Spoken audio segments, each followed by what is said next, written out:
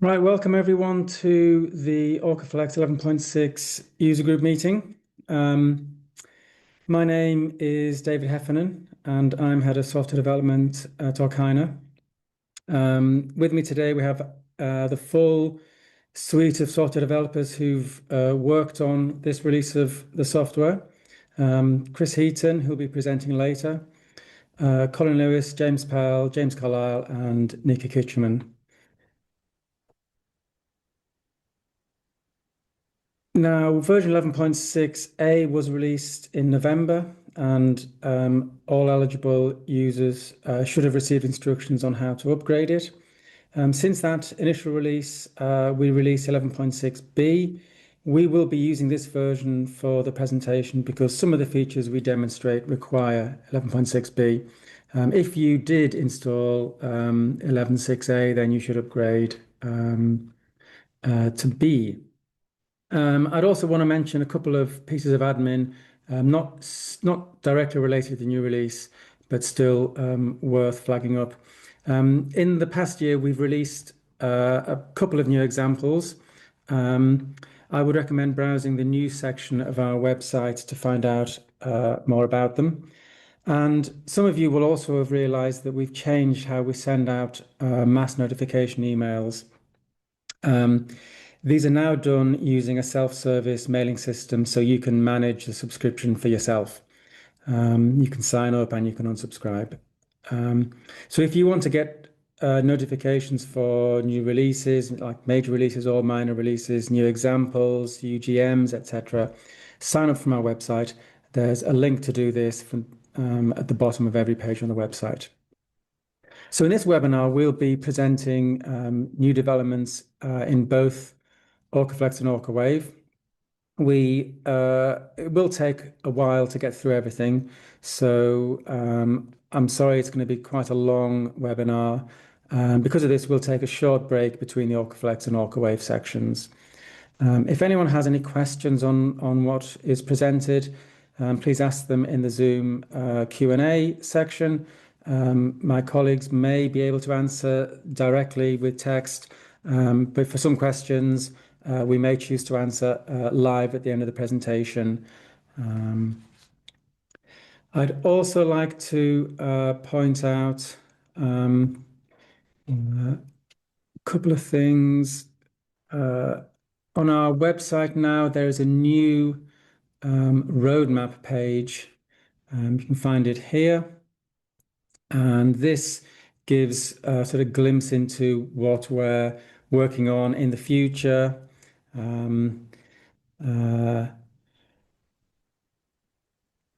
I would imagine this is going to be something that a lot of you will be interested in looking at after the presentation. You've also got the opportunity to submit feedback on some of the potential future developments and also even make feature requests with the Submit Idea button.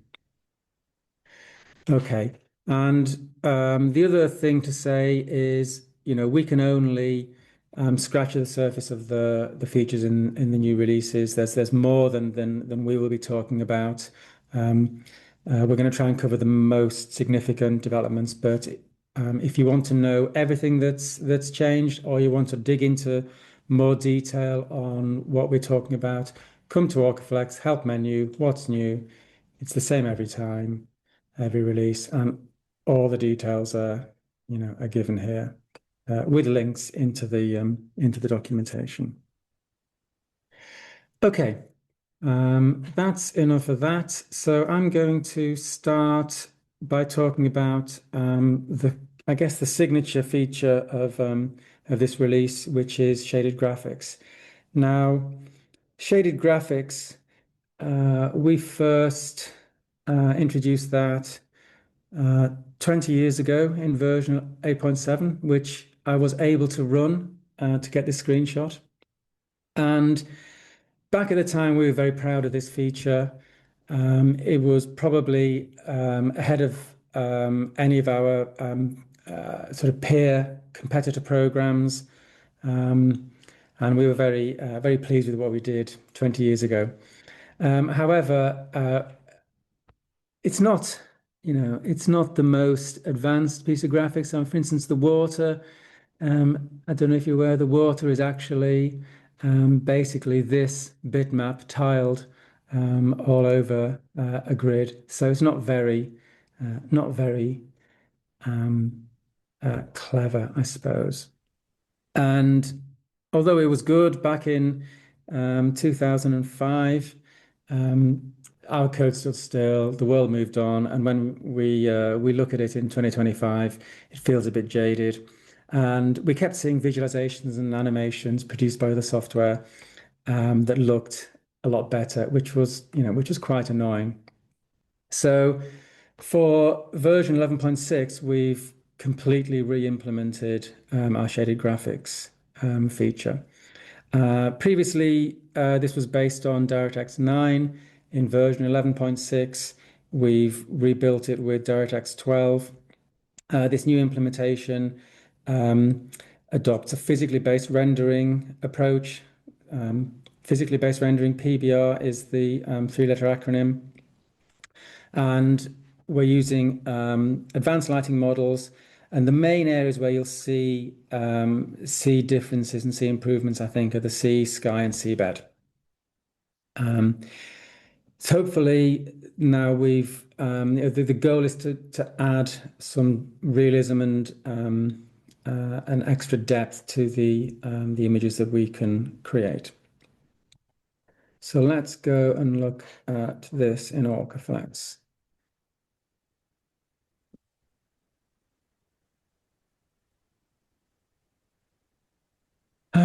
I'm just loading one of our standard examples. This is the turret mode FPSO example, C03.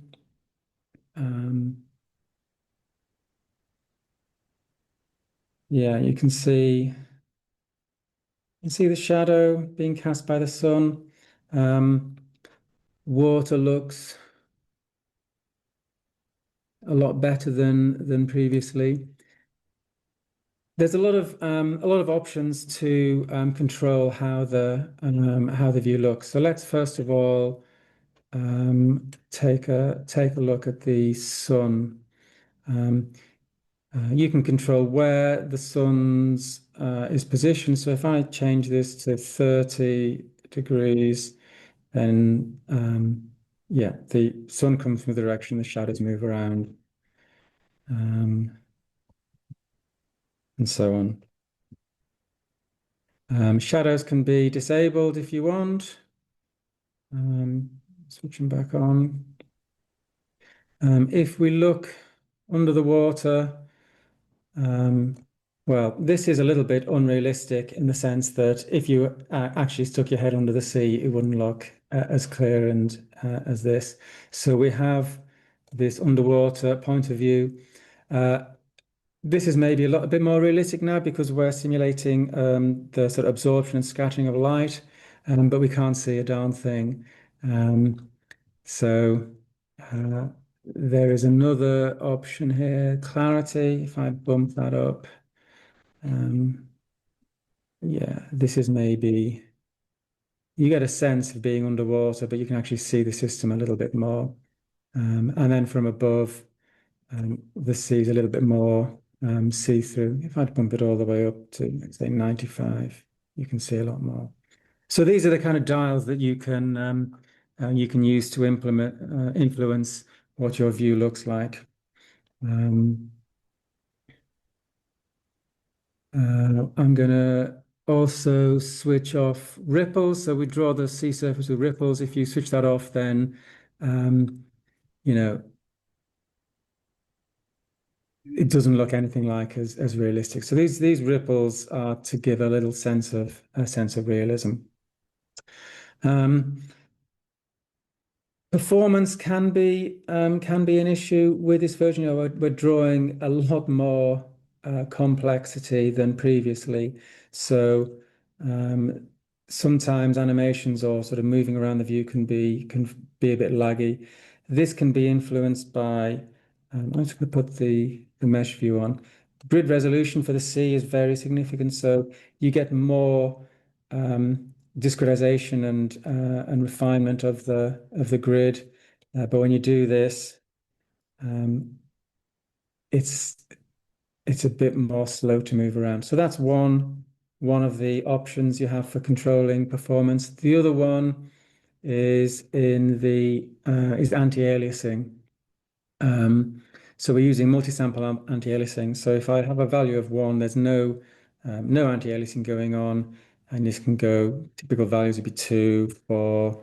I probably wouldn't go above 4, to be honest. Most graphics cards don't actually support anything above 8, but if you've got a powerful graphics card, 4 might be fine. If your graphics card, I'm just running on a laptop here with integrated graphics, 2 is probably okay.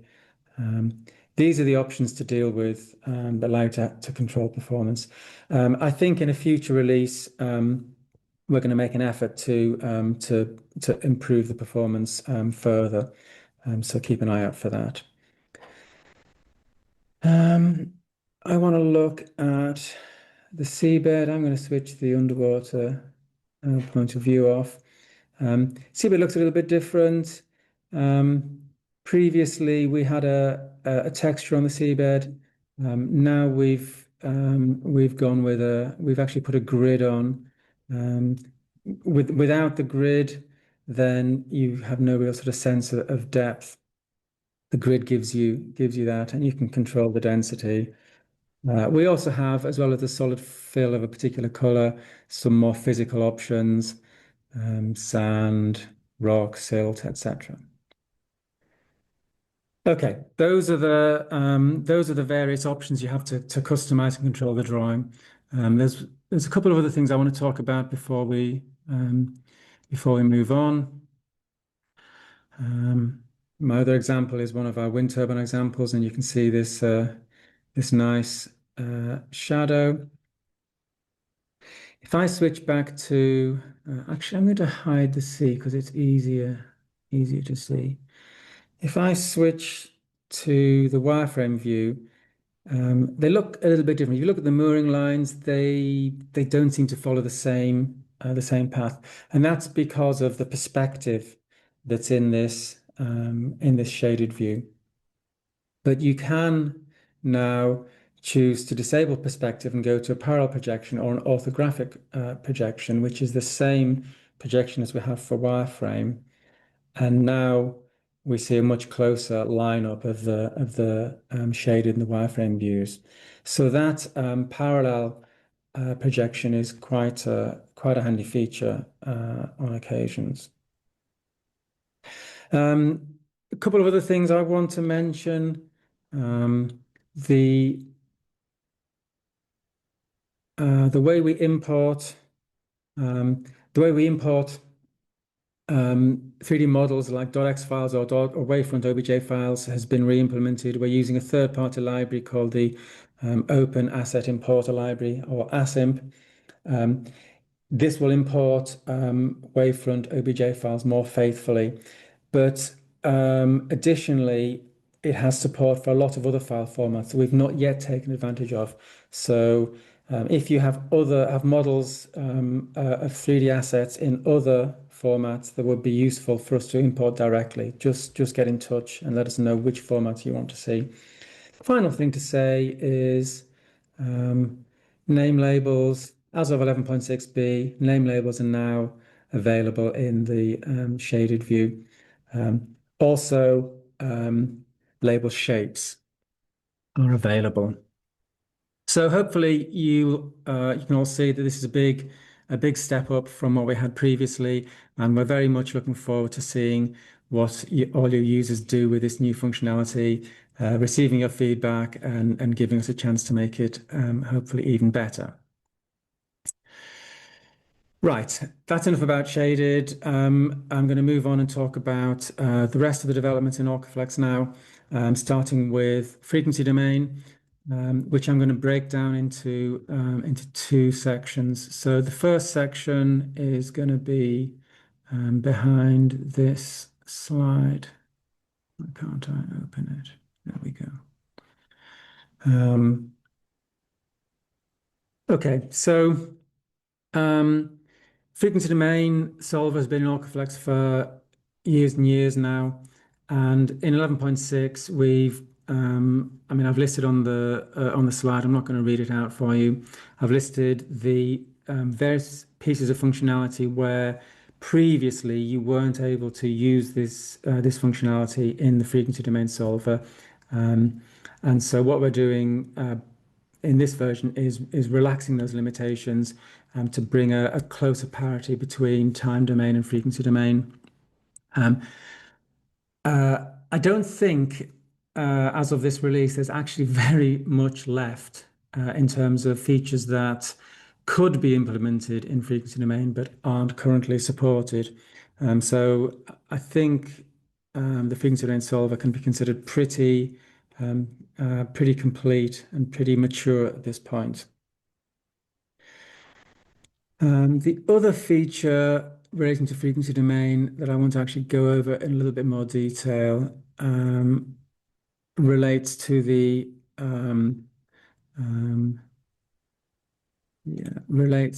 the low frequency combined linearization solve. Again, this is not a new feature.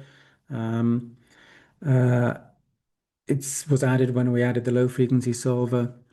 And with the combined linearization, what we're doing is a low frequency solve, but the drag linearization is coupled across low frequency and wave frequency.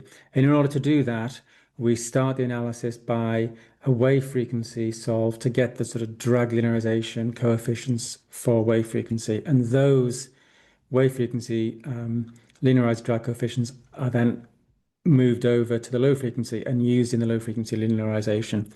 However, the results that are presented previously were always just entirely for the low frequency solve. And what you can do now in this new version, when you come to request results, if I look at I'm going to look at a spectral density graph of effective tension, but I can choose now to have it at either the wave frequency or low frequency. So previously we didn't retain and offer the results from the wave frequency solve, but now we do. So I've done one single OrcaFlex solve, but I can get results for both wave frequency and low frequency. And actually, I've got a workspace that makes it a little bit easier to see. I've arranged that the axes here are common between the two graphs, and you can see the top graph at low frequency, bottom graph is wave frequency. You can see these sort of distinct frequency ranges that are considered. So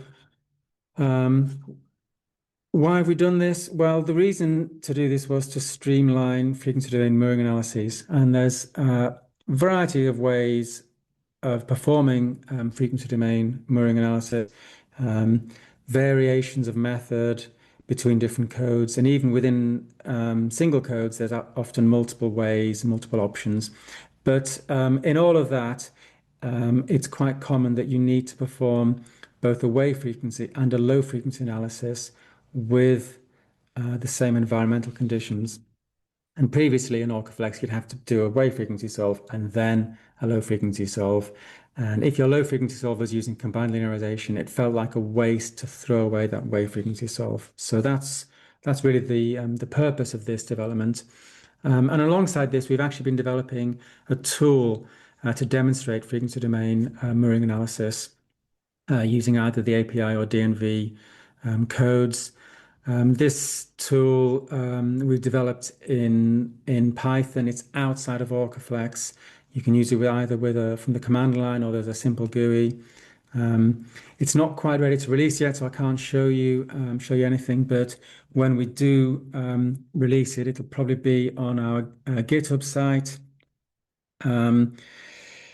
This tool won't be it won't be provided at the same sort of level of support and quality assurance as main OrcaFlex. It's really provided as is, and we'd imagine that users could use this as a starting point for their own workflows. When we do release it, we will notify on our mailing list. So, and as already mentioned, you get a link at the bottom of our website, wherever it is, email sign up. Make sure you've done that and you will be able to receive notifications for such developments. Okay, moving on, we're going to talk about constraints now. And we're talking about stiffness and damping. Now, in previous releases for stiffness and damping, these were your options. You had single values, although they could be non-linear as well as linear. Single values for translational stiffness, rotational stiffness, and the same for damping. And what we've done in 11.6 is we've provided a couple of new options. So the previous feature we now call the coefficients stiffness and damping method, but there's two more options. So the first one, really self-explanatory, 6x6 matrices for stiffness and damping. These will be applied in a linear fashion. That was requested by quite a few users. It was also requested by internal users and people wanting to carry out tests of other developments. So I'm reasonably confident this is going to get a fair bit of use. The final option, Python, is a little bit different. So this builds on the functionality we added in the previous release for Python variable data sources. And there in 11.5, we added this functionality to support modeling of covered lines or buried lines.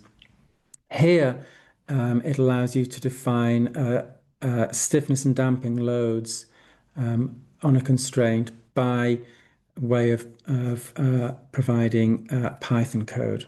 So if I'm going to press F1 to go to the help file. There's a whole lot of documentation here. And we actually have an example that you can download. The example simulates the dynamics and the motions of the solar system. Now, I'm not suggesting that OrcaFlex is a tool which you're going to use for modeling and motions of celestial bodies. However, in 30 years of working at Turbines, one of the things I've learned is that if the people you hire to develop your software are physicists, then this is what happens. Jokes aside, though, it's actually quite a cool example. So I'm going to just talk over it a little bit. And the documentation describes the fact that we're going to implement Newton's law of gravity, which is expressed here. And we have a model with, let me just create a workspace. If I just set this running, I think I want quite a high speed. Yeah, put the name labels on. We've got 8 planets. Pluto got deleted in 2005, so we're so over Pluto. The sun's in here as well. These are modeled as 60 boys. We've got the mass all defined. The sun's actually a free body and is able to move, but its mass is so much bigger than all the others. And between each pair of bodies, there's a constraint that implements the sort of gravitational law, and every one of these uses the same model called gravity model, and gravity model is just Python code. So that code there is exactly the same as what we've described here, and it represents Newton's law of gravity expressed as a constraint, a Python variable data source constraint object. And we have things like M1 and M2. These are the mass of the two bodies. And so, yeah, M1 and M2 between Sun and Mars, that's the mass of the Sun, and that's the mass of Mars. So you can define these variables in the constants and apply them. Okay. I will leave you to take that away and play with it and try and deconstruct it. It's quite a good fun example. Also related to Python variable data, we've done the same thing with applied loads. So applied loads for 60 buoys, vessels, and lines, they can also be specified using these Python variable data sources where you define the applied load as a function. And particularly in the case of lines, that function can have arc length as one of its variables, which can make things quite convenient. Right, I'm going to talk about lines now, and we're going to look at some line results. And there's a certain class of results for lines, stress results and similar, where you need to specify um, the radial position on the cross section of the line. So this is things like a homogeneous pipe. And previously, for the radial position, previously you could specify inner outer. We added the midpoint a few releases ago, but a common request that's come in is, can you define the radial position by specifying it directly? So um, hopefully it's pretty obvious. This is a number of users, typically people working with lined or clad pipe, have been asking for this kind of thing. The same functionality is available also on the fatigue analysis. I'm going to now look at the drawing for lines. So the color of lines, previously, there were two options for the segments. You could either use the line type pen. So if you come to the line type, you can change the color there, and you'll pick up a different color for different line types. Or you can have the whole line pen, so you can change the segments for the entire line. But sometimes you might have, as I have here, you've got different segment lengths and segmentation. You might want to have different colors for different sections, but you aren't actually using different line types. So there's a new option called section pen.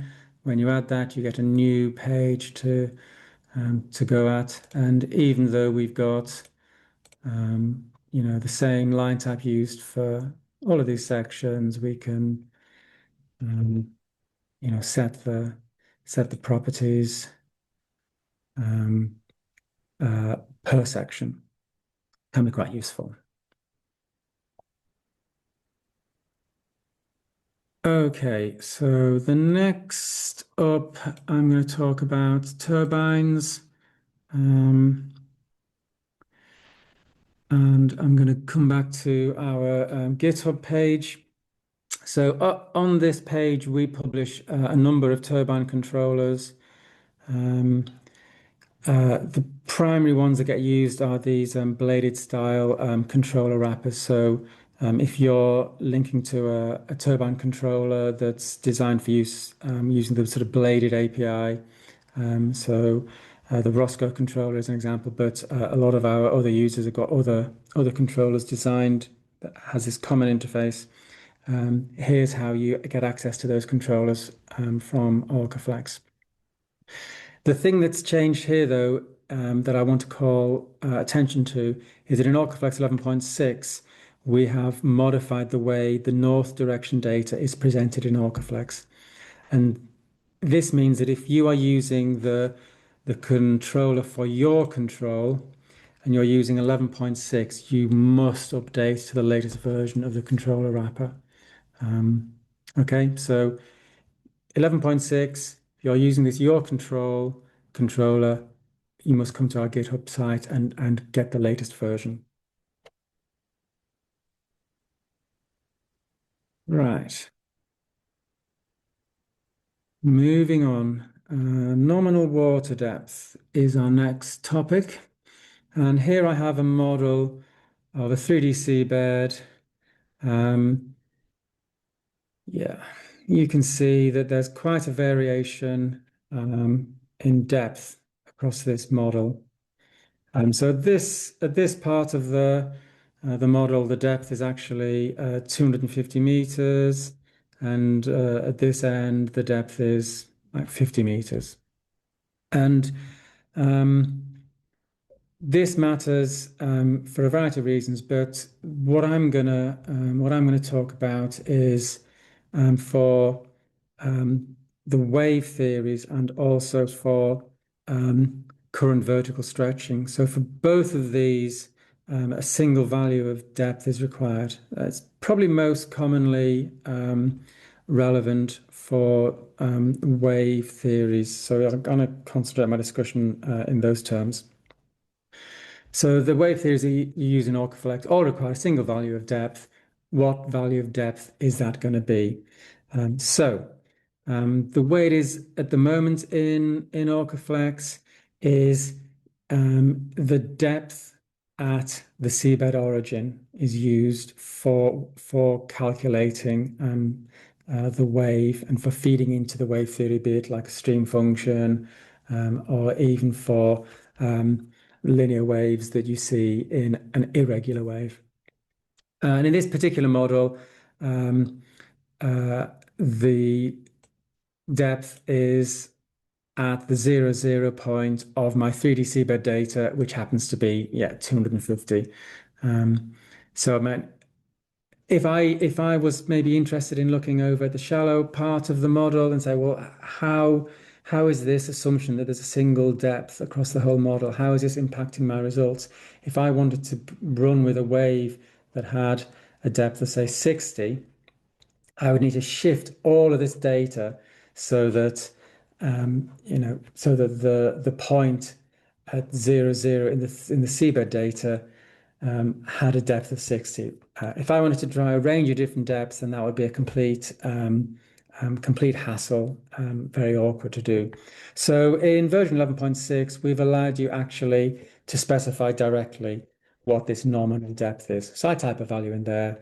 This is the value that's going to be fed into the wave theory calculation or the current kinematic, the current vertical stretching, sorry.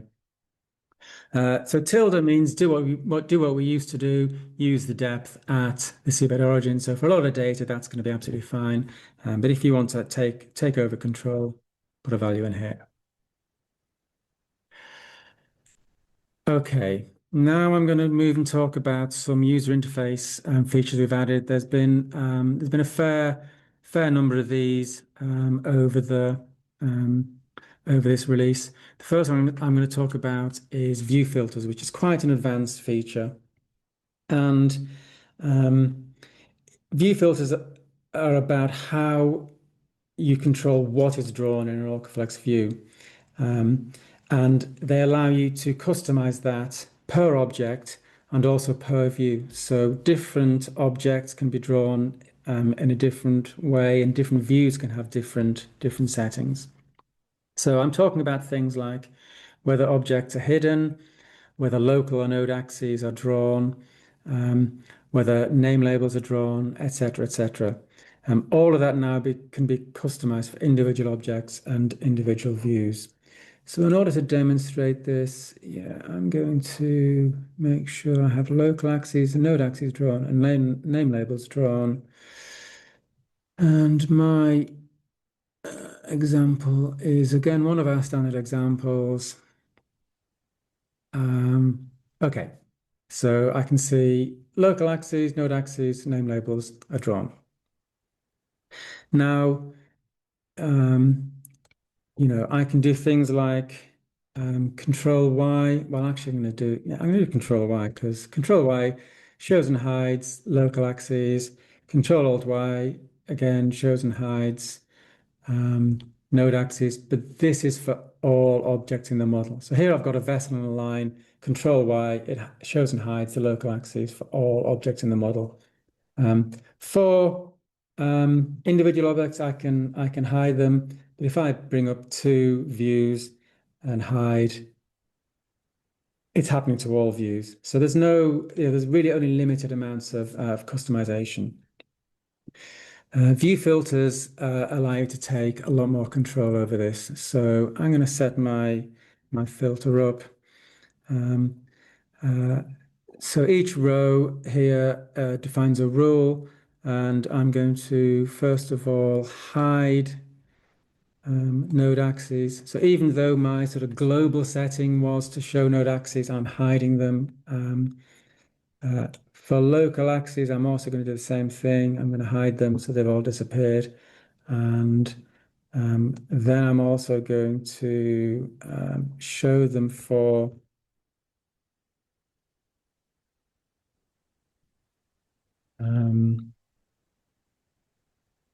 yeah, we're now seeing local axes just for catenary hose. And we could instead do FPSO, and it appears there. I can do line, vessel, etc. So this pattern can be used to control which object or which types of objects the rule applies to. The pattern itself is based on regular expressions, which I'll talk about a little bit later, so they can be quite advanced. If I create a second view, what I'm showing node axes. Yeah, I can. Yeah, so this is the filtered view. Yeah, I'm showing local axes. I'm showing local axes just for the vessel, and I'm hiding node axes. And if I change, yeah, I change the node axes, then they disappear here. But I'm not affecting my filtered view on the right. So hopefully that allows you to see how we can have different settings for different views, and also different settings for different objects. So let's step it up a bit and get a bit more complexity. This Chinese lantern example. I just need to make sure I got everything selected. Yeah, everything's selected, and I've got a workspace called cluttered, and I've just got a mess of caterpillars all over my screen and names and text all over my screen. Okay, so my pre-prepared example here is called tidy. Actually, if I look at the workspace file,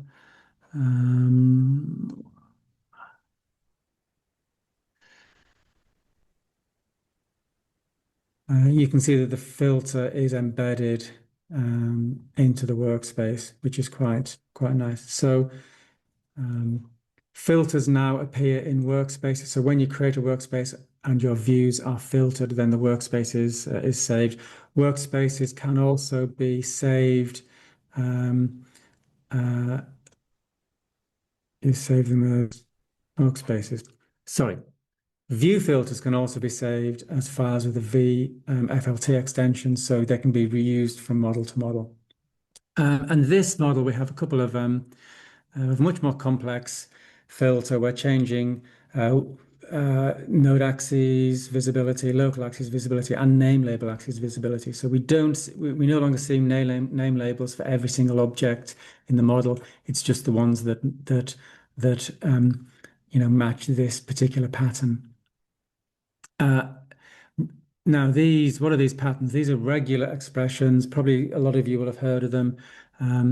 They allow you to sort of match sort of groups and ranges of text. They're full of punctuation. I won't try to explain regular expressions to you now. You'd never forgive me if I did. I would recommend, though, that you do learn the basics of regular expressions. And a really good way to do that is to use AI prompts to help you create patterns. You can prompt chatbots to say, create me a pattern to match names like such and such. And you can also get these chatbots to explain their workings, which is a really good way to learn what some of these strange punctuation symbols mean.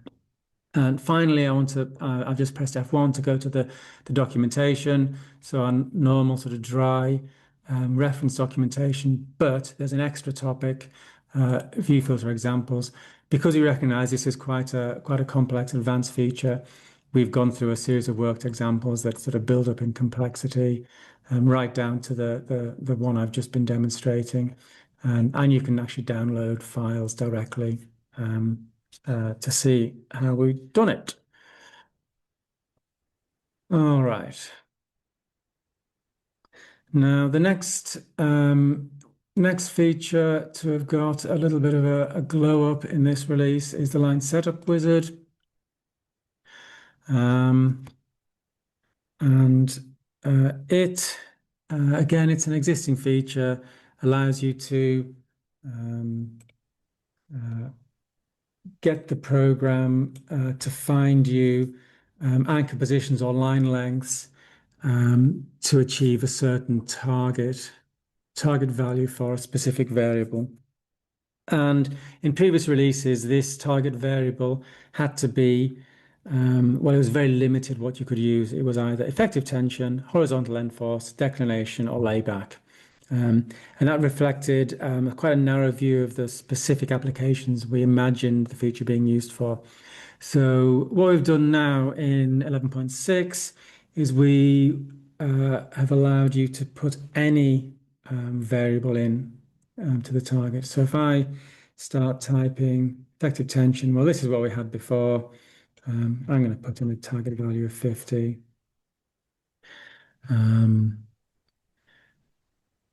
There we go. And if I calculate statics and get effective tension, yeah, there's our value. Now, it's not exactly 50 because, of course, we have machines are only sort of finitely accurate.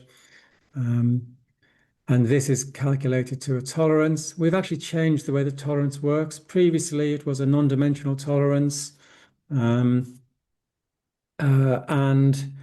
you can still use that. But for, now that we're allowing a completely arbitrary range of variables, we felt it was useful to be able to specify the tolerance in absolute terms. So if I put in 1e minus 3 here, and then do it again and calculate statics, then yeah, you see we've got closer, and we are within 1e minus 3 of our target value. So I said, yeah, you can use any value. I can put in wall tension, and yeah, whatever you want can go in here, including, and this is quite useful, including user-defined results. So you have a UDR, you can bash that in here. All right, now let's look at the Move Selected Objects feature. So this feature allows you to select a bunch of objects and then either shift them all together, translate them all, or rotate them. And previously the rotation option was this one, but the rotation was purely rotation within a horizontal plane.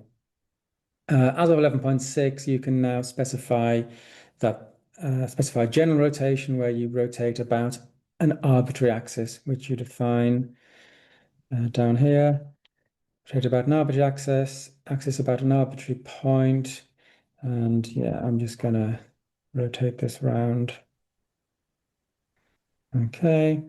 And if I maybe do, yeah, this up here.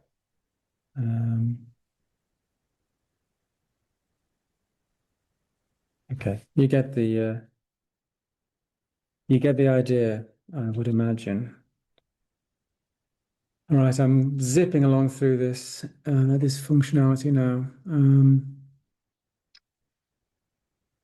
Compound Object Properties Report. So again, this is not a new feature. This is a functionality where you can select a group of objects, right-click, go to their properties, and you are presented this information.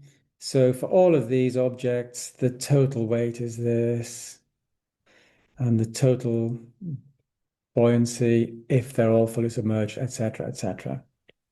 And volume of the total set of objects. The first change I've done is actually this information is quite useful sometimes for objects on their own. And previously you couldn't get hold of it. You had to you had to go into groups view and put a single object into a group all by itself, and then you could get the compound properties for the group, which just had one object in, which was a very sneaky workaround. I'm not sure how many people knew about it. As the author of the code, I was able to come up with this devious workaround, but not everyone's gonna twig to that, and it is also awkward. What you can now do when you select properties for an individual object, you still get the old original standard properties that are available for all objects, but you can also see the same compound report that we saw before. Now, the other thing, the main thing I wanted to look at is this volume and center of volume. So this is full volume of the object and the center of volume, but you might be interested in what's the actual center of wetted volume or center of buoyancy for an object when it's in a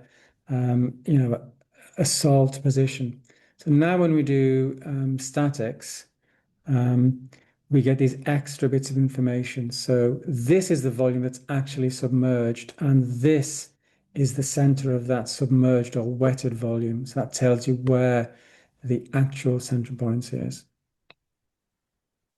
I've done this demonstration here for just a single object, the spar buoy here, but it behaves just the same if you have multiple objects selected. So maybe you've got like a group of 60 buoys all representing one compound object. You get the same information for that set.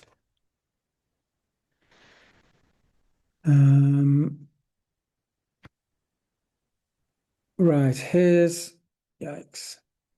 Here's one of our wind turbine models yet again. And this is I've just picked this model to talk about models with quite a lot of objects in and a bit of complexity. One of the things that sometimes happens when you're presented with a model, either when a user, or we have users send us models for support, or sometimes you open a model yourself that you have not looked at for a few months. You maybe can't remember how or why it was made this way, or what objects are related to what other objects. So there's a new report available called the references report, and I bring that up and we get a list.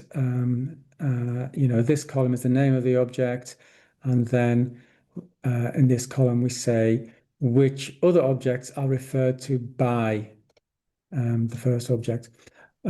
Sometimes you come to delete an object and you can't delete it because it's got a reference to it. Sometimes it can be quite hard to find, well, what is referring to that object. So this report lets you do that. So this is this object refers to this one, and there's a second page referenced by, basically says this object is referenced by this object, referenced by all of these objects. So the vessel here is referenced by 360 buoys that are connected to it and 3 lines that are connected to it. So you can see it from both perspectives. Okay. Another thing I want to mention with the user interface, there's a handful of areas in the program where we traditionally have been, we've allowed you to define data either by internal data, here's a time history, or you can have the data in an external file, and that can be quite useful. It's sometimes you want to have the data internal because then the file's self-contained, but sometimes if it's, especially if it's a very large data set or it's data set shared between multiple models, then it can be useful to hold it in an external file and avoid sort of bloating all your files with this big data set. So we've extended this concept to a few other areas in the program. So 3D seabeds, they can now be specified internal or external. So here you specify a text file. This data can be potentially huge. The other areas where we've done this are for time history, variable data sources, things like winch payout or time history applied loads, and also for wireframes for buoys, vessels, vessel types, and wireframe shape objects. These can now be specified by an external panel mesh file. And the final thing I want to talk about is the API and the external function examples. Now, previously, these examples were installed alongside the program files. They were also made available on our website. The documentation for these examples was provided in a separate PDF document. The examples themselves and the accompanying documents hadn't been updated for a long time, and the examples were the programming style wasn't necessarily what we would do if we wrote them now, and the documentation was quite untidy, I would say. What we've done now is we've integrated all of this information into the API help file. So this also makes it easier to discover. It gives us fewer distribution channels as well, which is quite nice. So if I look at the external functions section, I'm going to come down to Python external functions, and there's this new topic, Python external function examples. Yeah, and all of this content, it's been reviewed, but this was previously in a separate document that you had to go and hunt out. Now it's embedded right in the documentation. And on each of these pages, there's a download button. I can download that and I'll get a zip file with everything in. We've done the same thing for the native external function examples.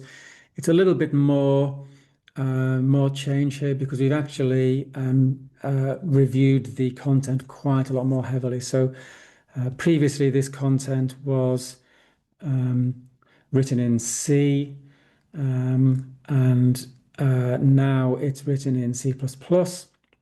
This allows the code to be a lot more concise, a lot more expressive, easy to understand.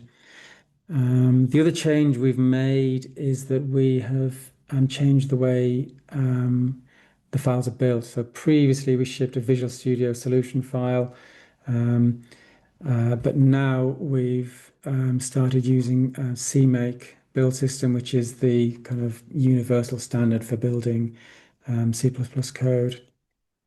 And we're given detailed instructions for how to do these builds in either Visual Studio or in MinGW, which is the GCC under the MSys2 environment.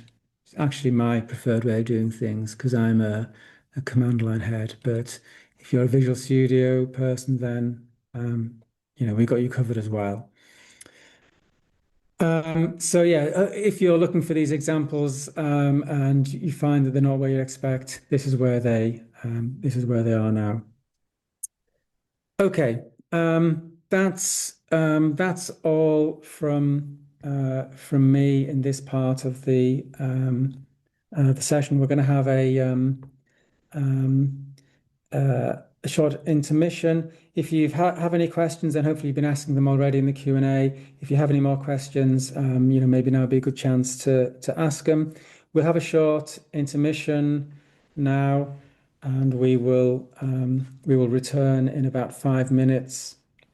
And Chris Heaton will tell you all about the new functionality in OrcaWave.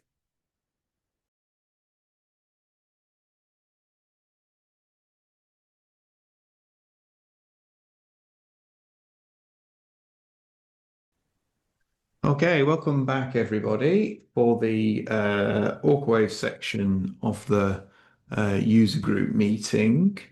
My name is Chris Heaton and I'm the lead developer for OrcaWave.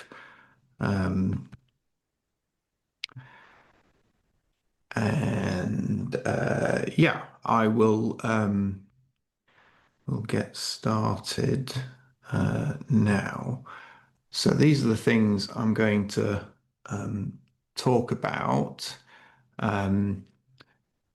Same advice for OrcaWave as for OrcaFlex, which is that if you want more detail on the things I do talk about, or if you want to learn about the things that haven't made it onto the shortlist here, there's a full list of everything that's changed in the what's new topic on the help in the documentation for the program. Okay, so the first thing I want to talk about is a development for improving OrcaWave's use of memory. So this has come about thanks to your feedback. We heard you telling us that OrcaWave was using more memory than some other tools. And we investigated, and this is the result. So it's a new data choice called computation strategy. And the second option is a new approach here. So what's important to say is that this choice is not a modeling choice. So it's purely about how the calculation is performed and how OrcaWave makes use of your computer's resources. And it won't affect the results. The results of the two approaches are identical. So what do you get? Well, if you use the second, the new approach, which we've called optimized for memory, then the calculation does indeed use less memory per thread. Hooray, that's exactly what we were hoping for. But there is a cost, and the associated cost is that there is an increase in the runtime per task, which you'll see in the task progress when you're doing parallel computation of multiple tasks on your computer. Now, having said that, the real benefit here is that the overall model runtime using the new approach will be faster, provided that you're able to make use of the memory improvement and increase your thread count for the parallel calculations. So I think a lot of people are going to be able to achieve an overall improvement in their model runtime thanks to this development. Yeah, it hopefully will apply to people in all sorts of different areas. So it's quite a broad development, which is why I've started off by talking about this one first. How much improvement will you see? Well, it's very model dependent, but the memory will reduce by a factor anywhere between 2 and 8, so potentially quite substantial savings. And I've got some concrete examples to show you on the next slide. So here we are. Here are some benchmarks for a plain vanilla ship-shaped model. It's got quite a large mesh, as you can see. I've listed the number of panels there, but I know some of you work with meshes that are even bigger than this. Now, if you look at the tables underneath, each row is a slightly different version of this model with different solve types selected. And in each case, what you can see is on my desktop, which is not a particularly modern machine, it's about to be replaced, how much the memory is reduced if we switch from the old approach, optimized for runtime, to the new approach, optimized for memory. And as a result, I'm able to increase the thread count, or I was for these calculations on my desktop. And the net effect overall, as as trailed is that the runtime for the total model runtime is reduced in each of these situations. And I think that will be a pretty generic across the board outcome. Now, let me switch to showing you the place that this lives in OrcaWave.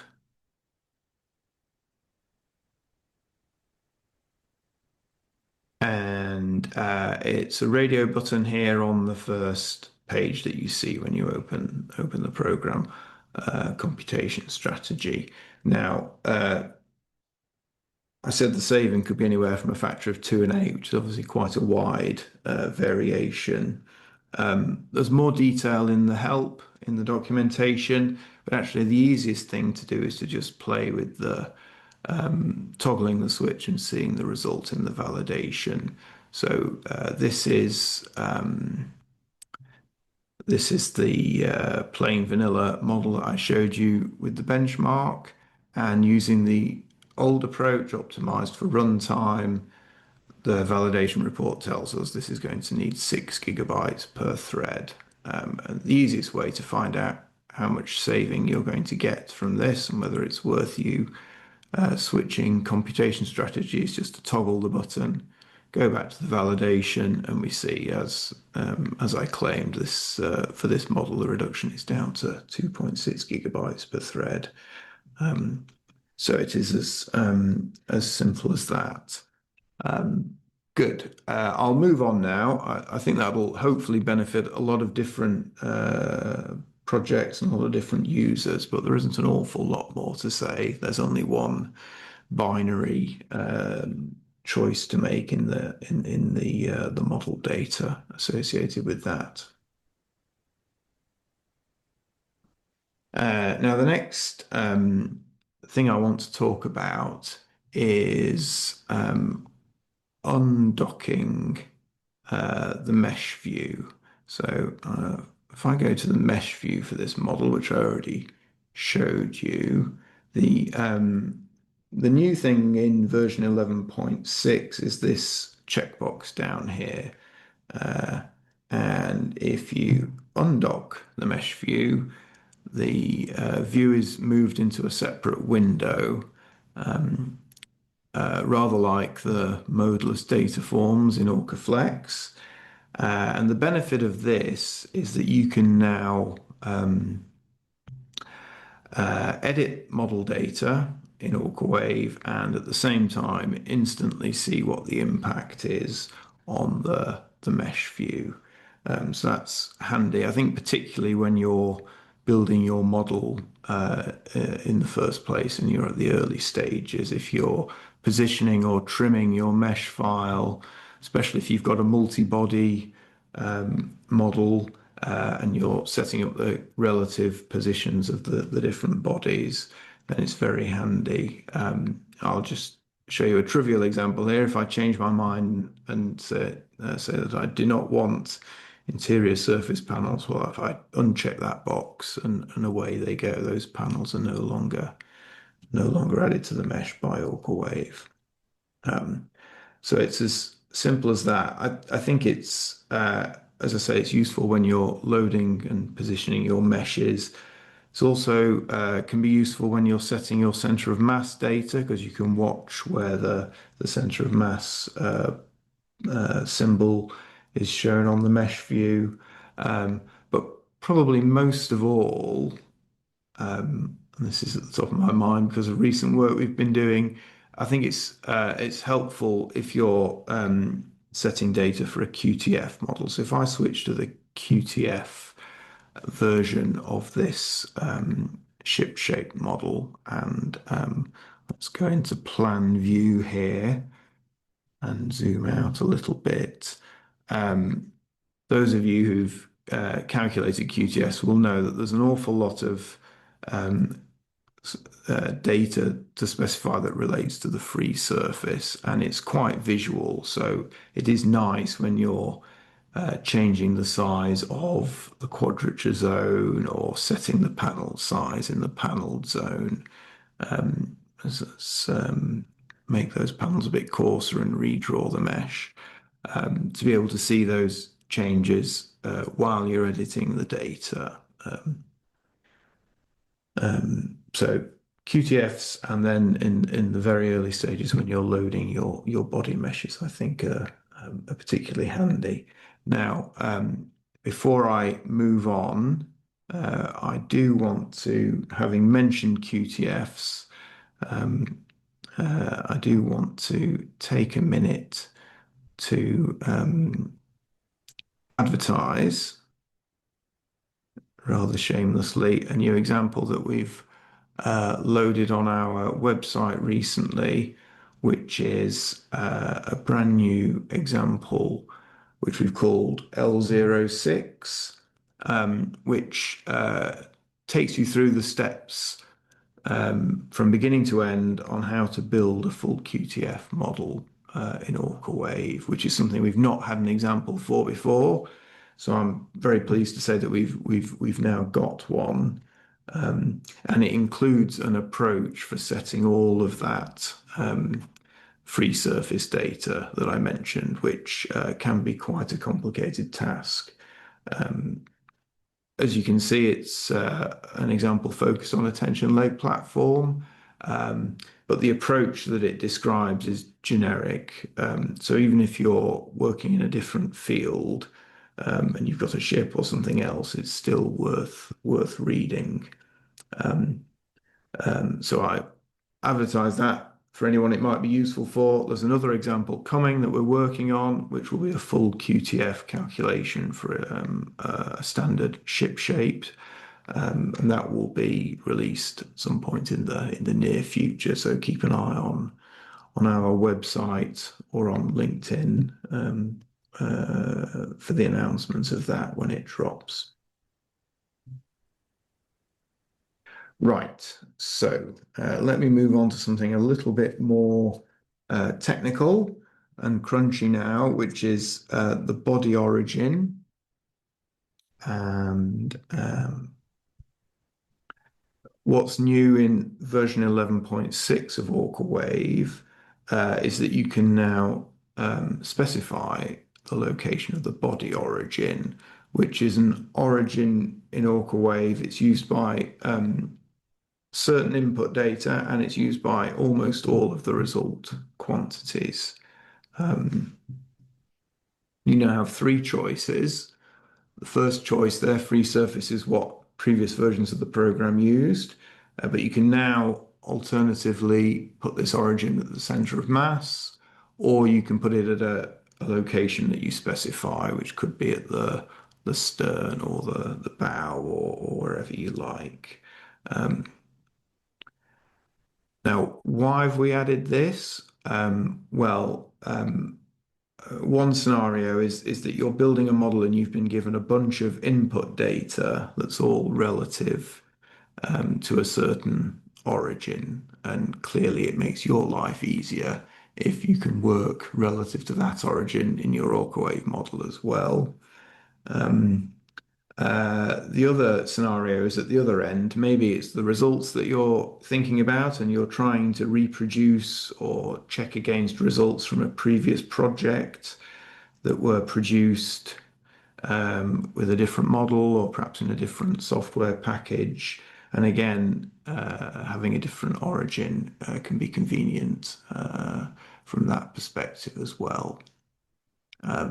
We already had and we still have some tools in the API for reporting results relative to different origins, but this development extends that quite significantly because it encompasses all results, encompasses all the input data, as I mentioned, and it also brings it into the user interface rather than it living only in the API. So let me show you this briefly. I return back to the program, and let's reload the plain vanilla version of this model. And if I set the body origin. It's here at the beginning of the bodies page.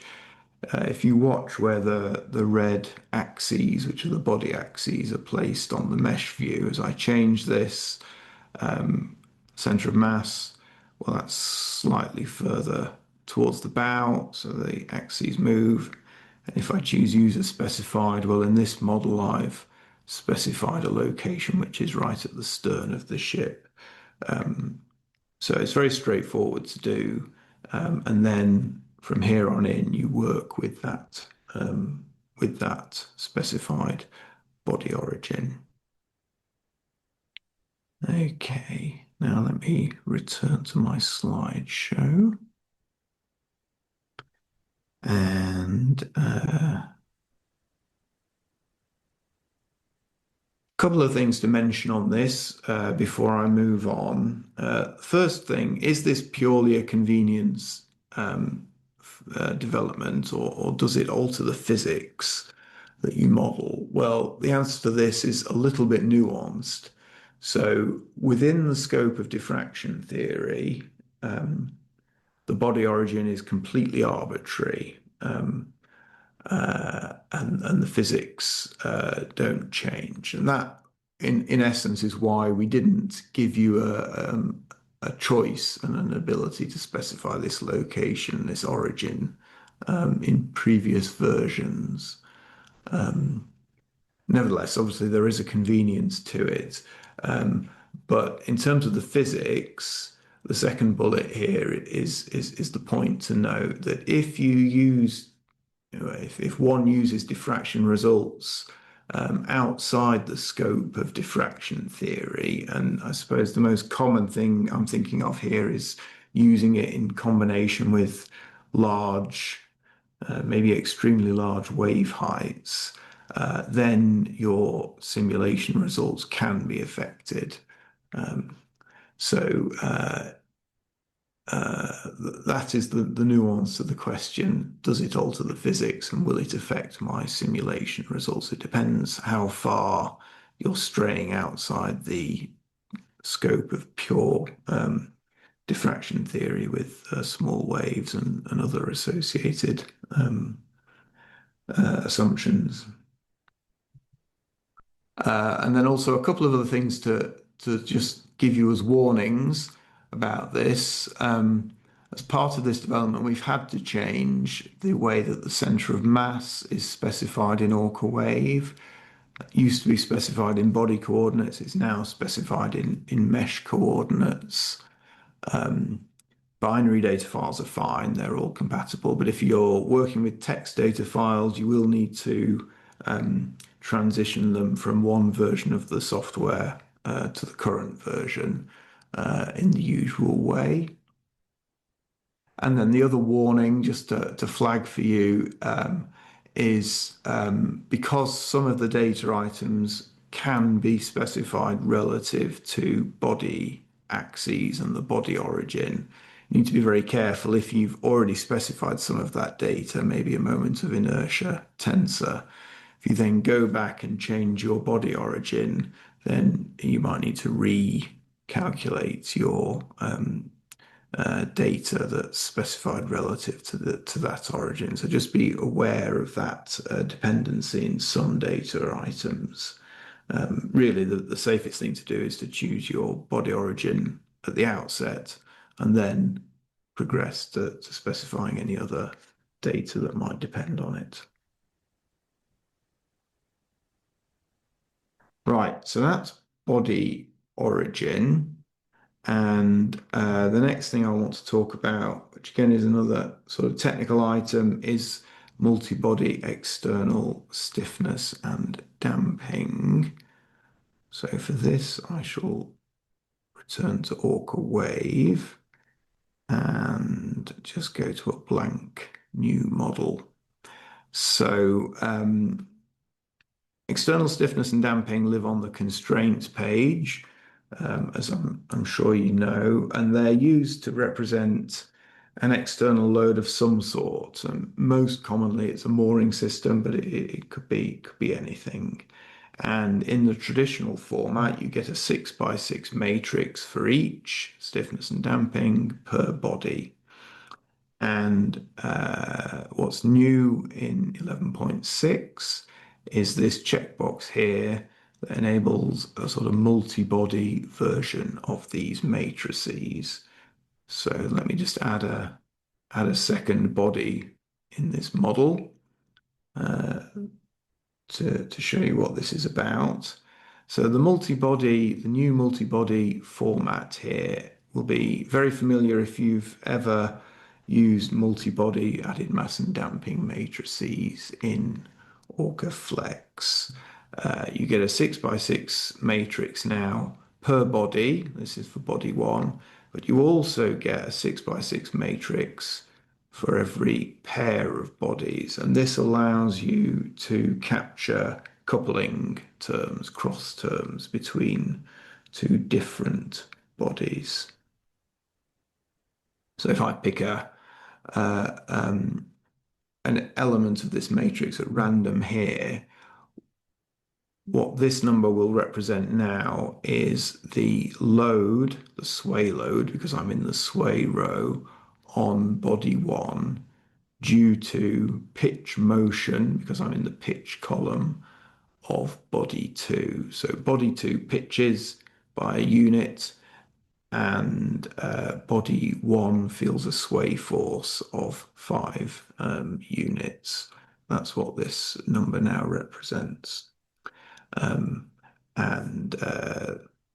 the same is true for, there are multibody versions of the damping matrices, and you can specify your origins as well. That's what the top half of this area is concerned with.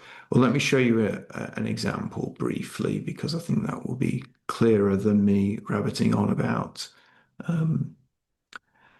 matrices. So I've got a model here of two ships, and their mooring system is currently modeled using spring damper objects. So as you can see, the purple ship is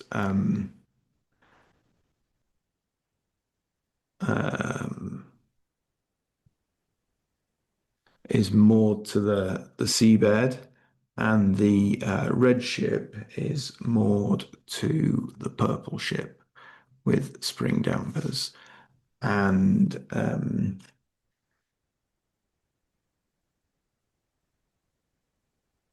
I've got spring damper data. I don't have any external stiffness or damping here. The mooring system is entirely captured on this page by spring damper objects, but I can alternatively represent these external loads using external stiffness and damping matrices.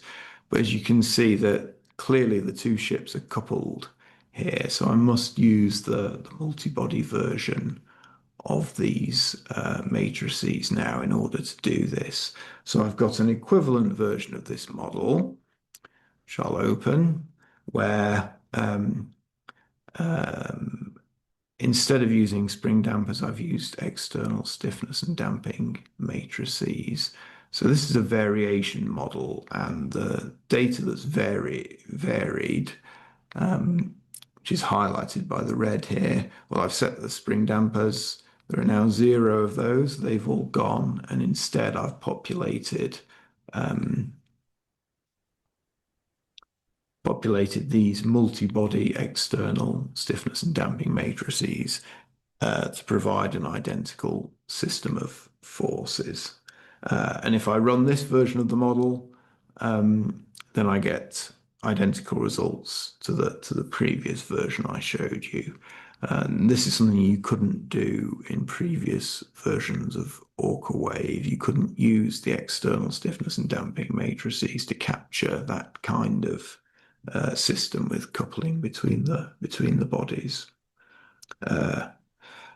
So that's my example, that's my demonstration of it. Now, obviously in practice, you wouldn't build two models that are providing identical results of the same system. In practice, you would choose one approach that was more natural to you and build just one model with that approach. In this scenario, for me, I think the spring damper model is perhaps more natural, but it does depend what data you've been given, what format it's in. If you'd been given information in terms of stiffness of mooring lines, then I think this is more natural. If you'd been given a set of stiffness and damping matrices, clearly it's easier to just load that in as matrices. Or it might be the case that you're not modeling mooring system at all. You're modeling something else external, like a power takeoff device on a WEC, in which case it would feel, I think, artificial to use spring dampers there. You'd want to capture the forces and the loads in a more abstract way. Right. Okay. So that is an introduction to the multibody external stiffness and damping matrices. And the last thing I want to talk about is panel geometry results. So I don't have anything specifically to show you here. I just want to flag this because we had quite a lot of requests from the people who are using the time domain panel pressure functionality in OrcaWave and OrcaFlex.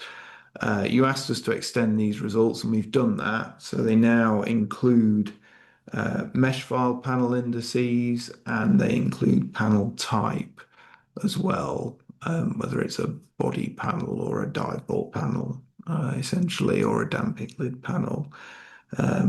So this is to make it easier for you to identify the panels you want to use in your panel pressure analysis. So if you're one of the many people who asked for more help on that topic, then just want to flag that has been implemented, and hopefully you will find it useful. Right, so I think that is it. I've covered the 5 topics, and as I said, there's more information in the what's new. So we've come to the end of the webinar now. If there are questions in the Q&A, I'll have a look in a moment and see if there are any questions to address on OrcaWave, and then I'll hand back to David to address any questions on OrcaFlex. If you've got any questions, now is the time to type them in. Otherwise, it will be too late in a few minutes. I'll quickly also say that in the next day or two, everyone's going to get an invitation by email inviting feedback. We find that very valuable, so please do take the time, if you can, to send it back to us. It guides both our future developments and also the way that we design these user group meetings for you. In terms of today's webinar, the recording will go on our website, on our YouTube channel in due course, so you can let your colleagues know about it if they've not been able to join us today and they'd be interested. In the very short term, for the next couple of weeks, the recording will also be available on demand through Zoom using the same links that you used to join this morning. Yeah, in the next couple of weeks, the webinar recording will go on our website in its final form, and we'll also update our future development plans with whatever we are able to garner from your feedback forms. So thanks very much for attending. Hope it's been useful. We'll now turn to the Q&A thread, shall we, and see what's in there. So I'll chip in here with a couple of questions and leave all the OrcaWave ones if there are any for Chris. There were two questions that I think are related to compound object properties. Will it be possible someday to include vessels in the compound object properties report? And is the volume only for buoys? So I think the thing about this question about vessels and compound object properties, this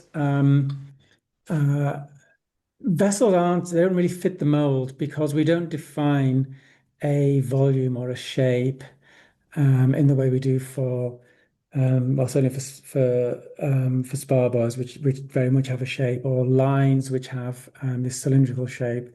So measuring volume and displacement, it doesn't really make sense in the same thing with vessels. With vessels, you define total mass, but you also just define a sort of you define a stiffness matrix. So the actual volume isn't explicitly defined at the moment. So that's why they don't appear in compound object properties. Is the volume only for buoys?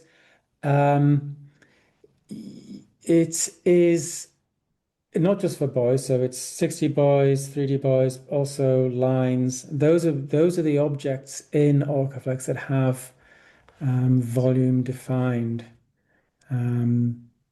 So those are the ones that have volume appearing in the compound object properties. Chris, maybe you'd like to look at the question on body origin. Yeah, sure. So the question is simply, could you elaborate on how the body origin will affect the results when simulating extreme waves? Yeah, this is about really the fact that if you're doing a time domain simulation in OrcaFlex, you're naturally bringing in non-linear terms which are not captured in the were not present at all in the diffraction analysis. So if your body origin in OrcaWave is at the extreme end of your structure, perhaps it's right at the stern of your ship, then that will be where your data reference origins will be after you import the data into OrcaFlex. So if you looked at your load RAOs or your added mass and damping matrices, they would all have reference origins in that place at the stern of the ship. And then when you do a time domain simulation in OrcaFlex, you would be picking up non-linear terms associated with rotations of the ship relative to the data origin at the stern and so on, which all those angular variations will be done in a non-linear way in the time domain simulation, which is slightly different from how they're done when they're linearized in the diffraction calculation. So that is where the difference arises from. It's very model dependent, and it would be very dependent on your wave amplitude as well. So you would be able to see that as the wave amplitude was reduced, the difference between simulation results using different body origins would shrink to zero. But it's about the presence of the non-linearities. So if you were doing a frequency domain solve in OrcaFlex, then actually there wouldn't be an issue. Again, you could have the body origin anywhere, and as long as you accounted for the difference and your results were with respect to the correct point, then the results would be the same from your frequency domain simulation. So I hope that is a little bit more information. It's hard to get to be more detailed in general.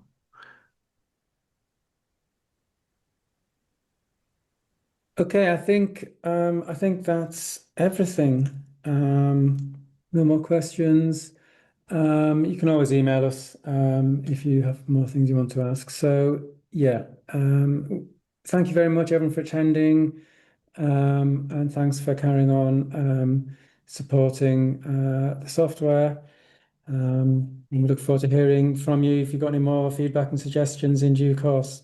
Okay, thanks a lot, everyone. Goodbye.